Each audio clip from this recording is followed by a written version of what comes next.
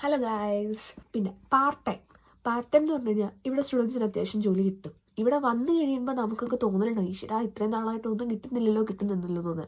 നമ്മൾ അപ്ലൈ ചെയ്തുകൊണ്ടിരിക്കുക, മാക്സിമം തന്നെ നടന്നുകൊണ്ടിരിക്കുക, എവിടെയെങ്കിലുമൊക്കെ നമുക്ക് ഉണ്ടാവും. ആൻഡ് നമുക്ക് കിട്ടിയിരിക്കും, ഒരു 4-3 മാസത്തിനുള്ളിൽ എന്തെങ്കിലും കിട്ടിയിരിക്കും. പിന്നെ കോസ്റ്റിൻ്റെ കാര്യം ചോദിച്ചു. കോസ്റ്റിൻ്റെ കാര്യം പറയുകയാണെങ്കിൽ ഓരോ കോഴ്സിനും ഓരോ എമൗണ്ടാണ്. എന്തൊക്കെ പറഞ്ഞാലും ഇന്റർനാഷണൽ സ്റ്റുഡൻസ്, നമ്മളെപ്പോലെ ഇന്റർനാഷണൽ സ്റ്റുഡൻസിന് ഇവിടെ പഠിക്കുന്നവരെക്കാളും ഡബിൾ വാങ്ങുന്നുണ്ട്.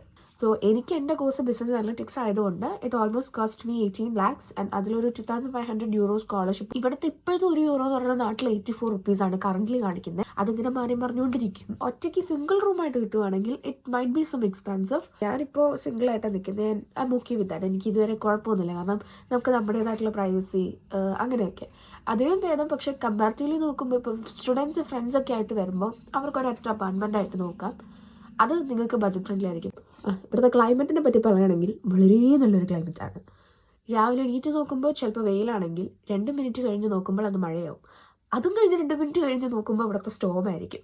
നമുക്ക് ഒന്നും പ്രിഡിക്റ്റ് ചെയ്യാൻ പറ്റത്തില്ല. ഇവിടുത്തെ ക്ലൈമറ്റ് തോന്നുന്ന പോലെയാണ്.